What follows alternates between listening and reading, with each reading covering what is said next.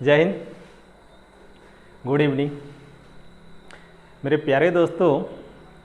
आज जो टॉपिक होगा आयत से ही रिलेटेड होगा।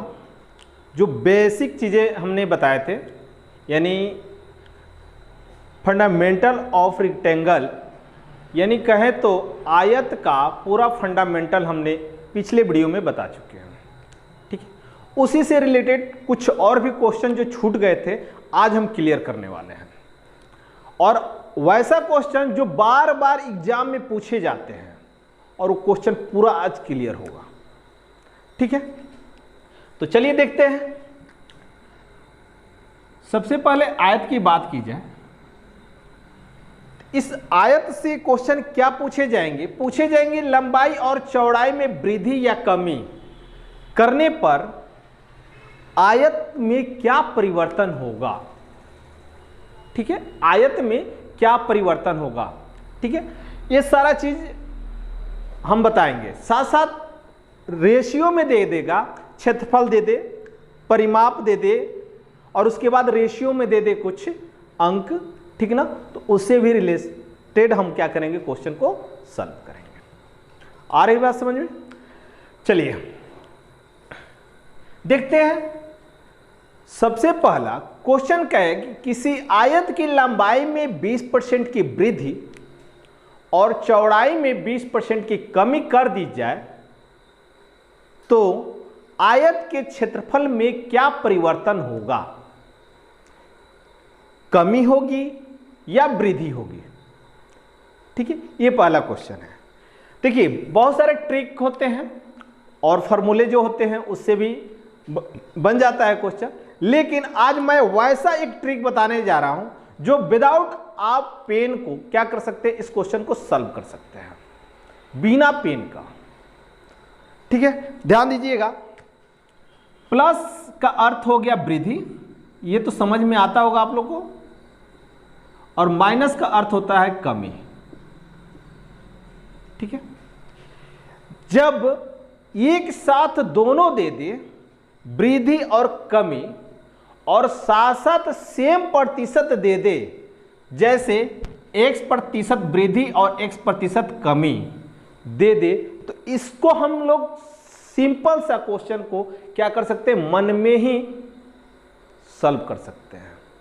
ठीक ना, जैसे 20% देगा, ठीक है, तो 20% को छोड़ देंगे, यानी 0 को हम हटा देंगे, केवल 2 का स्क्वायर कर देंगे और माइनस में हमेशा रहेगा। जब प्लस और माइनस देगा तो यानी 2 का स्क्वायर कितना हो जाएगा, 4, माइनस में आपका ये आंसर होगा कितना, 4% की कमी। ठीक है, नहीं समझ में आया होगा? चलिए हम बताते हैं कैसे। चलिए 20 दिया है ना, 20 का स्क्वायर कर दीजिए, कितना हो जाएगा, 400।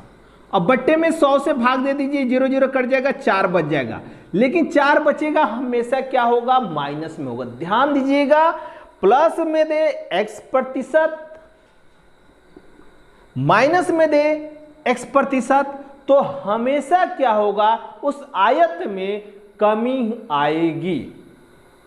हमेशा क्या होगा, आयत में कमी आएगी। ये चीजें समझ में आ रही है? अब चलिए देखिए, तो कमी आएगी तो हम इसको ट्रिक पे भी बताएंगे कि कैसे ट्रिक पे लाया जाता है, किस प्रकार से होता है। सारा चीज हम आज पूरा निचोड़ देंगे। ये क्वेश्चन में आए प्लस और माइनस को तो हम बिल्कुल आसान तरीके से बनाएंगे। फॉर्मूला क्या होता है इसका, देखिएगा, x plus minus y x into y बटा 100। ठीक है, ये फॉर्मूला होता है। इस फॉर्मूले पे आप लोग सॉल्व करते हैं, लेकिन हम क्या करेंगे, इस फॉर्मूले को छोड़ देंगे और छोड़ने के बाद इसका आंसर हम लोग देंगे। ठीक है, तो बने रहिए इस वीडियो के अंत तक और देखिए, बिना पेन लगाए, बिना पेन चलाए आपका आंसर आने वाला है। ठीक है, चलिए यहां पर देखिए। पहली चीज मान लीजिए, लंबाई मान लीजिए क्या, 10, चौड़ाई 10, 10 मान लीजिए।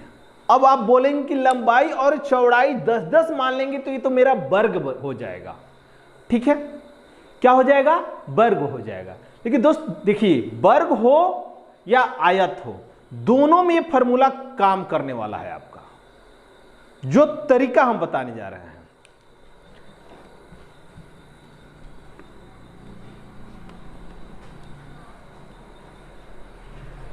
अगर मान लीजिए यहां पे हम चौड़ाई जो 10 दिया हुआ है 8 रख दें, यहां पे 12 रख दें, तो भी हमें कोई दिक्कत नहीं होगा। कोई भी संख्या रख देंगे तो हमें कहीं दिक्कत नहीं होगा, बट प्रतिशत निकालना हो ना, वहां पे हमें समस्या होगा।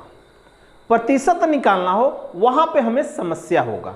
ठीक है, तो इसलिए हम इस पे 10 रखे हैं, और 10 रखने का रीजन ये है क्योंकि प्रतिशत का मान कितना होता है?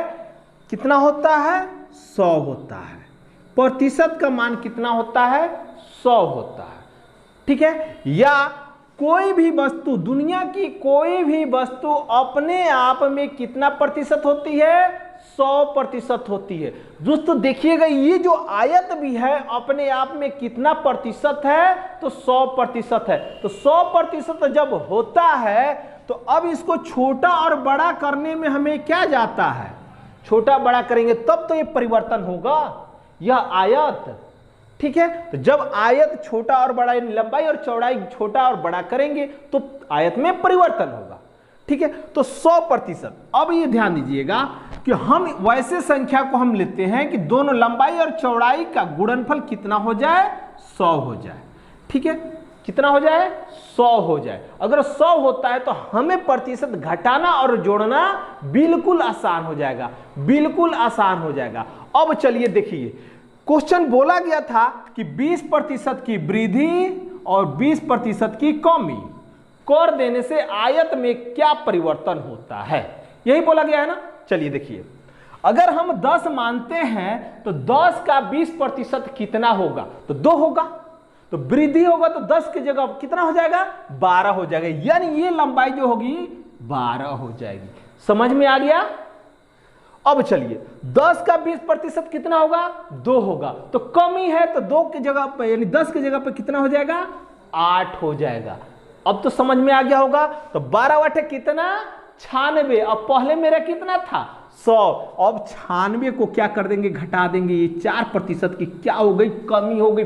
बिल्कुल शानदार, कहीं भी आपको दिक्कत नहीं होगा इस कॉन्सेप्ट को अपनाइएगा तो। चलिए देख लेते हैं, 30% की वृद्धि और 40% की कमी कर देने से क्या होगा? तो 30% की वृद्धि 13 हो जाएगी, 40% की कमी करेंगे तो कितना हो जाएगा? 6। तो 13 6 78, 100 में घटा दीजिए, 22% की क्या हो गई? कमी हो गई। आ रहा समझ में? चलिए, 40% की वृद्धि और 50% की कमी करने पर कितना हो जाएगा? तो 40% करेंगे तो 14 हो जाएगा, वृद्धि करेंगे तो 50%, कमी करेंगे तो 5 हो जाएगा। 14 5 कितना होता है? 70। 100 में घटा देंगे 70, कितना प्रतिशत की कमी हो गई आयत में? 30% की कमी हो गई। तो ये दोस्त होगा कंसेप्ट मेरा, समझ में आ रहा? अब किसी भी क्वेश्चन को आयत में इस प्रकार से देंगे तो आपका आंसर बिल्कुल सही आएगा। चलिए देखिए, और भी देखिए,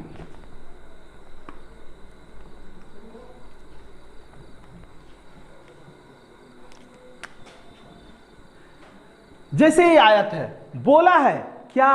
40% की वृद्धि, लंबाई में 40% की वृद्धि और 40% की चौड़ाई में भी वृद्धि दे दो तो कितना हो जाएगा? जब दोनों में वृद्धि दे दिया है तो क्या करेंगे आप बताइए?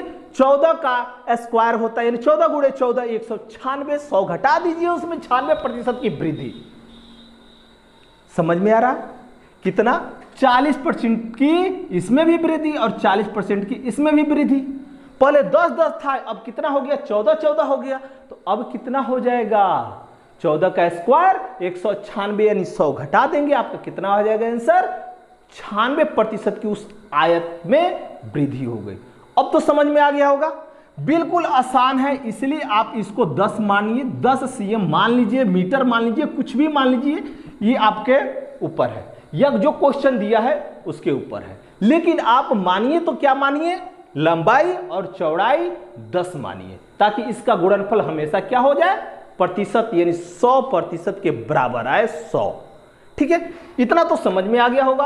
अब तो लंबाई और चौड़ाई में वृद्धि और कमी निकालने में कहीं कंफ्यूज नहीं होगा। ठीक है, चलिए एक क्वेश्चन देते हैं।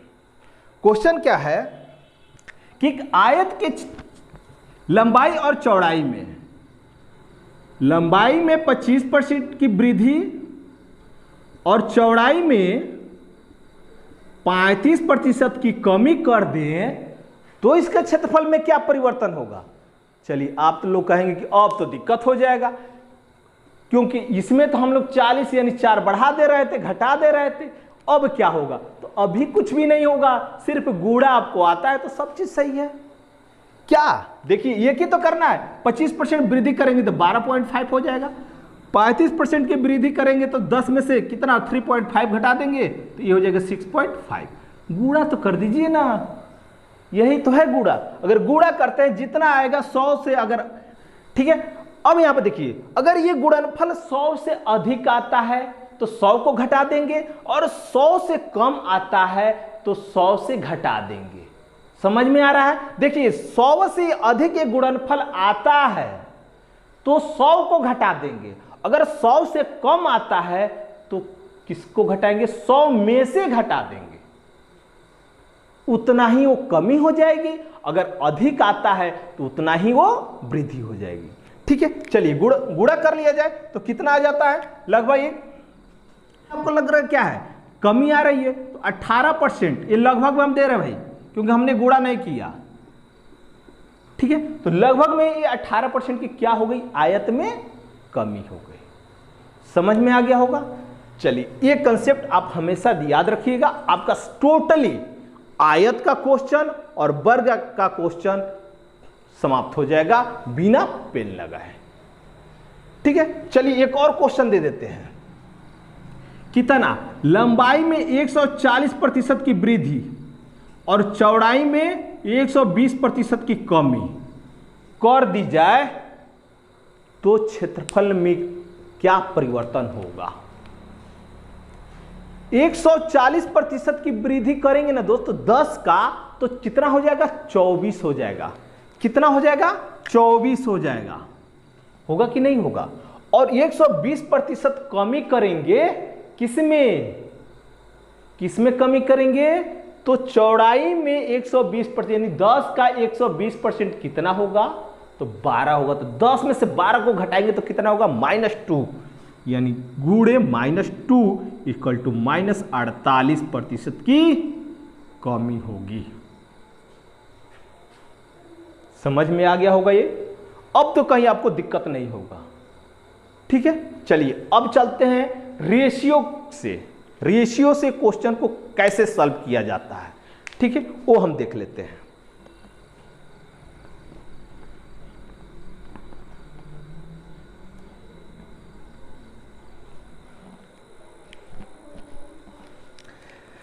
देखिए, क्षेत्रफल दे दिया जाएगा, कोई भी संख्या दे दी जाए, एक्स वाई जेड कोई भी संख्या दे दी जाए, जैसे मान लीजिए 252 cm स्क्वायर। लंबाई और चौड़ाई का अनुपात दे दिया जाए, लंबाई और चौड़ाई का अनुपात जो होगा कुछ भी दे दिया जाए, 7 या इसको 9 और 7, तो क्या बोला है, लंबाई कितनी होगी, चौड़ाई कितनी होगी। इस प्रकार के क्वेश्चन है। आपको पता है कि क्षेत्रफल निकालने के लिए हम क्या करते हैं दोस्त, लंबाई और चौड़ाई को गुणा करते हैं, गुणा करते हैं ना। चलिए, तो जब गुणा किया जाएगा तो यहां पे 9x, ध्यान दीजिएगा, ये जो रेशियो ना, यहां पे एक वेरिएबल ले लेंगे x, रेशियो यानी multiply 7x equal to 252 cm square. अब गुणा कर देंगे तो कितना हो जाएगा, 9 7 63, x square equal to 252, x square equal to 252/63। तो ये कितने टाइम्स में चला जाएगा? 4 टाइम्स में। ठीक है, एक्स स्क्वायर इक्वल टू 4, तो एक्स इक्वल टू कितना हो जाएगा दोस्त? 2। तो जब हम वेरिएबल लिए हैं क्या? एक्स, तो एक्स का मान आ गया 2, तो अब क्या कर देंगे दोस्त? मल्टीप्लाई कर देंगे, और वो मल्टीप्लाई क्या हो जाएगा? तो 9 इंटू 2 और 7 इंटू 2, ये आपकी लंबाई और चौड़ाई हो जाएगी। ठीक है, इस प्रकार के क्वेश्चन को हम लोग क्या करते हैं? ऐसे सॉल्व करते हैं। ये तो समझ में आ रहा है या नहीं आ रहा? ठीक है, कहीं आपको दिक्कत नहीं होने वाला है पूरे आयत में। ठीक है, अगर जो नहीं समझ में आता है बिल्कुल आप कमेंट कीजिए कि सर ये हमको नहीं समझ में आ रहा है, फिर एक बार रिपीट कीजिए, क्योंकि मैं अब इस कंटिन्यू क्षेत्रफल को लेकर चलेंगे, क्षेत्रमिति को कंटिन्यू लेकर चलेंगे। उसके बाद भी हम जो पीछे चैप्टर जो छूट रहा है उसको भी हम पढ़ाएंगे। ठीक है, क्योंकि एसएससी जीडी है, डबल चैप्टर हम लेकर चल रहे हैं ताकि आप लोगों को क्या हो जाए? कंप्लीट हो जाए, और कहीं से भी क्वेश्चन आप लोगों को मैथ में दिक्कत ना हो। हमारी टीम के साथ आप बने रहिए, प्रत्येक चीज आपको देने के लिए तैयार है हमारी टीम। ठीक, क्योंकि हमारी टीम चाहती है कि हम पे जो भरोसा आप लोगों ने किया है उससे आपको कहीं पछताना ना पड़े, आपको जरूर से जरूर कामयाबी मिल जाए। ये हमारी टीम की शुभकामनाएं हैं। ठीक है दोस्त, अब चलते हैं क्वेश्चन की तरफ। फर्स्ट क्वेश्चन अब आयत से हम लेकर चलेंगे और देखते हैं अब कैसे क्वेश्चन आएगा, उस क्वेश्चन को सॉल्व किया जाए। क्वेश्चन होगा क्या? कहा है कि एक आयत की परिमिति क्या होगी? एक आयत का परिमाप क्या होगा? परिमिति या परिमाप क्या होगा जिसकी एक भुजा, एक भुजा कितना है? 10 सेंटीमीटर, और विकर्ण जो है कितना है? 26 सेंटीमीटर। तो दूसरी भुजा क्या होगी या परिमाप क्या होगा? ये परिमाप पूछा हुआ है क्वेश्चन में, आप देख सकते हैं, आपकी स्क्रीन पे क्वेश्चन दिखाई देता होगा। ठीक है, अब देखिए दोस्त, एकदम बिल्कुल कॉमन सेंस से इस क्वेश्चन को हम लोग सॉल्व कर सकते हैं, कॉमन सेंस से सॉल्व कर सकते हैं। ठीक है, वो भी कैसे? चलिए, विकर्ण अगर निकालना हो तो हमें क्या होना चाहिए? लंबाई और चौड़ाई, क्या स्क्वायर का वर्गमूल चाहिए। क्या हमें चाहिए? वर्गमूल चाहिए। ठीक है, तब हमें एक और भुजा क्या होगा? निकलेगा।